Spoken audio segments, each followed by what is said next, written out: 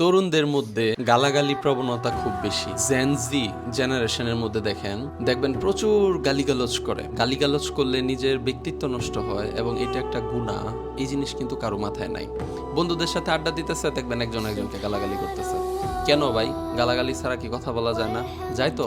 এই যে গালি না দিয়ে থাকাটা খুব সহজ একটা কাজ, এই সহজ কাজটাই অনেকে পারে না। আমি অনেক মানুষকে দেখি ফ্রেন্ডের সাথে দেখা করতে গেলেও শুধু শুধু একটা গালি দিল, কোনো কারণ নাই, বিনা কারণে একটা গালি দিয়ে বসছে এবং এটা ফান হিসেবে নিচ্ছে।